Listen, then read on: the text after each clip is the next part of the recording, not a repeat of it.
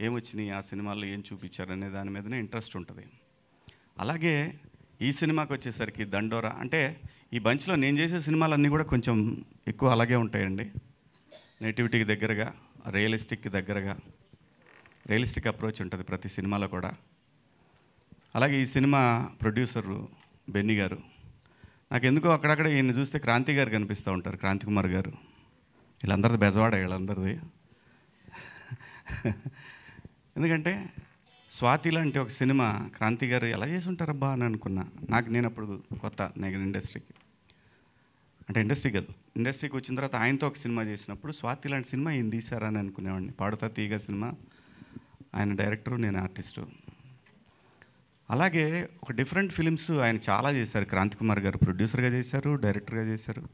అలాగే ఈయన బెన్నీ గారు, ఇతనిలో ఏదో తెలియని భావాలు ఉన్నాయి, చెప్పరానికి కూడా చెప్పలేడు కూడా ఆయన. కానీ ఎవరైనా చెప్తే వింటే ఇదే అనుకునే రకం అనమాట ఈయన. ఇదే తీయాలి, నేను ఇదే తీయాలి అని అనుకునే టైపు ఈయన. సో అలాగే డైరెక్టర్ గారు మురళీ గారు, నాకు స్క్రిప్ట్ చెప్తా ఉన్నప్పుడు, ఆఫీస్కి వచ్చినప్పుడు స్క్రిప్ట్ చెప్తా ఉన్నప్పుడు, సరే ఎక్కడా పనిచేసిన అనుభవం లేదు అని అన్నారు. స్క్రిప్ట్ ప్రొడ్యూసర్ గారికి నచ్చింది అన్నారు. డబ్బులు పెట్టేవాడికి డెఫినెట్గా బాగుంటేనే పెడతాడు కదా అనే ఉద్దేశంతో విన్నాను.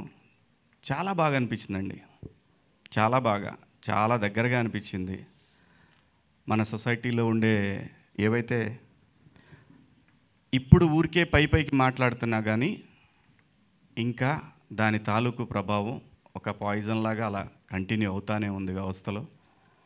అదే కులం, ఆ కులం పోదు ఎప్పటికీ, కనీసం పోగొట్టడానికి ప్రయత్నం అంటూ జరుగుతూనే ఉంటుంది. అలాంటి ఒక ప్రయత్నమే దండోరా. ఖచ్చితంగా చాలా బాగుంటుందండి సినిమా, చాలా బాగుంటుంది.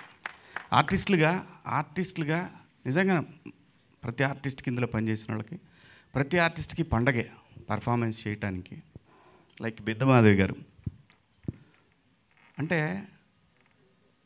మలయాళీ ఆర్టిస్టులు చాలా బాగా చేస్తారు, తమిళోళ్ళు చాలా బాగా చేస్తారు అనుకుంటే కాదు, వాళ్ళకంటే బాగా చేసే ఆర్టిస్టులు తెలుగులో చాలామంది ఉన్నారు అని అనటానికి ఈ సినిమా మీ అందరి ముందుకి రాబోతూ ఉంది. అదైతే నిజం.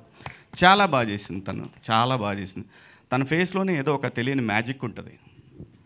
క్యారెక్టర్లో అంత బాగా ఇన్వాల్వ్ అయిపోయి చేశారు. అలాగే నేను అనుకున్నాను నవదీప్ విషయంలో, తెలుగు సినిమా ఇండస్ట్రీలో ఓ పెద్ద విలన్ అవుతాడు అనుకున్నాను నేను. అంత పొటెన్షియల్ ఉన్నటువంటి ఆర్టిస్ట్ నవదీప్. నిజమండి ఇది. తన ఐస్ దాన్ని ఇంకా ఎవరు వాడుకోలేదని నాకు ఇప్పటికి కూడా ఫీలింగ్ ఉంది. చాలా గ్రేట్ యాక్టర్ తను, గ్రేట్ యాక్టర్. నేను ముఖస్తుతికి చెప్పట్లేదు.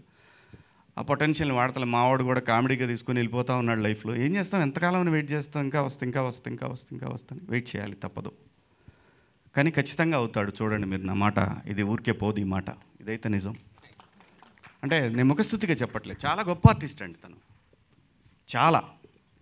అలాగే మనోడు నందు కానివ్వండి, తమ్ముడు కానివ్వండి, అందరూ చాలా చాలా చాలా బాగా చేశారండి. ప్రతి ఒక్కళ్ళు ఇన్వాల్వ్ అయిపోయి చేశారు. ఇన్వాల్వ్ అంటే అది వచ్చినప్పుడు, పులికి గనక ఆకలి మీద ఉన్నప్పుడు ఒక జింక దొరికిందా, దాన్ని ఎలా అయితే చిత్రవదలు చేసి తినేస్తుందో అలాంటి పాత్రలు ఇక ఈ సినిమాలో ప్రతి ఒక్కళ్ళకి దొరికినాయి. సో అందరూ చెప్పే మాట సినిమా చాలా బాగుంటుంది, మీరు అందరూ చూడండి అని. ఖచ్చితంగా ఈ ఇయర్లో గుర్తుంచుకునే ఒక సినిమా మాత్రం అవుతుంది ఈ సినిమా.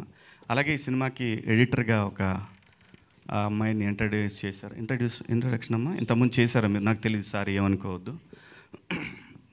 అలాగే ఫోటోగ్రఫీ కానివ్వండి, ఫోటోగ్రఫీ చాలా బాగుంటుందండి ఈ సినిమా, చాలా బాగుంటుంది. నాకున్న నాలెడ్జ్లో చాలా మంచి ఫోటోగ్రాఫర్ తన పేరేంటి, వెంకట్ గారు. అలాగే మ్యూజిక్, బ్యాక్గ్రౌండ్ స్కోర్ అయితే అసలు ఆ దండోరా అనేది అయితే బీజిఎం అయితే అద్దరిపోయిందండి. ఫస్ట్ నేను అదే విన్నాను. నాకు టీజర్ కన్నా అది చాలా బాగా నచ్చిందని చెప్పాను. వాస్తవంగా నేను అన్నది అది చాలా బాగా నచ్చిందని. అందరూ బాగా పనిచేశారండి ఈ సినిమాకి. మీ అందరి సహకారంతో ఈ సినిమా డిసెంబర్ కదా, ఏంటో ఆకలి అవుతుంది, డిసెంబర్ 25th రిలీజ్ అవుతుందండి. ప్లీజ్ మీ అందరికీ నచ్చుతుంది ఈ సినిమా.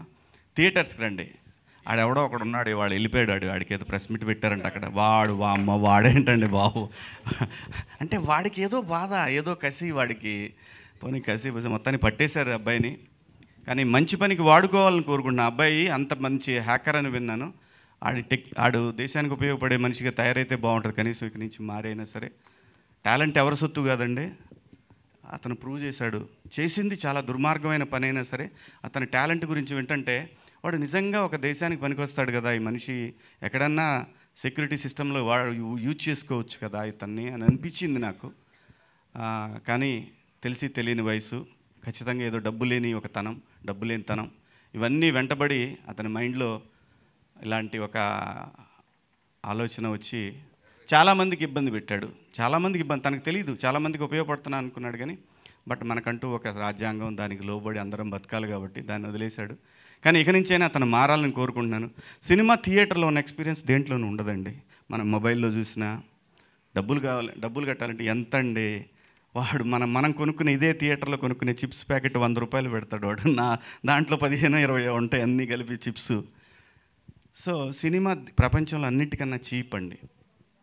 అంటే కొంతమంది మాట్లాడాలని మాట్లాడుతూ ఉంటారు కానీ ప్రపంచంలో అన్నిటికన్నా చీప్ వస్తువు ఏదైనా ఉందంటే 3 గంటల సేపు దాన్ని, ఒకవేళ ఆ సినిమా బాగుంటే జీవితాంతం గుర్తుంచుకునే ఒక ఎంటర్టైన్మెంట్ అండి. అది లైఫ్ లాంగ్ గుర్తుంటుంది ఆ సినిమా.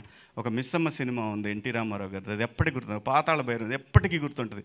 చచ్చిపోయేటప్పుడు కూడా పిల్లలకి మనవాళ్ళకి వాళ్ళకి చెప్తాం మనం, అరే భలే సినిమా, అలాంటి సినిమా ఉంది, బాహుబలి. సినిమా అనేది పెట్టేది 200 రూపాయలు కావచ్చు కానీ అది జీవితంలో మార్పులు తీసుకొస్తుంది, జీవితాంతం గుర్తుంచుకునేలా చేస్తుంది. ప్లీజ్ థియేటర్కి రండి, థియేటర్లో చూడండి. బాగుంటేనే చూడండి, బాగాలేకపోతే ఎవడు మనం చెప్పిన చూడరు పెట్టరు. థియేటర్ ఎక్స్పీరియన్స్ దేంట్లోనూ రాదండి.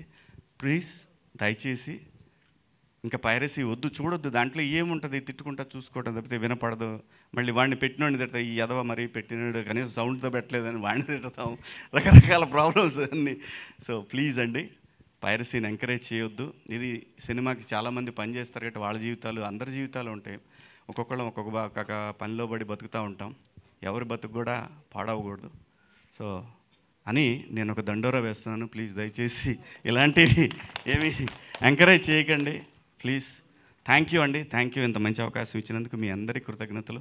ఇంతసేపు మిమ్మల్ని అందరినీ వెయిట్ చేయించినందుకు మీ అందరికీ సారీ అండి, జర్నలిస్టులు అందరికీ కూడా sorry. Thank you so much. Thank you Shivaji గారు, థ్యాంక్ యూ సో మచ్.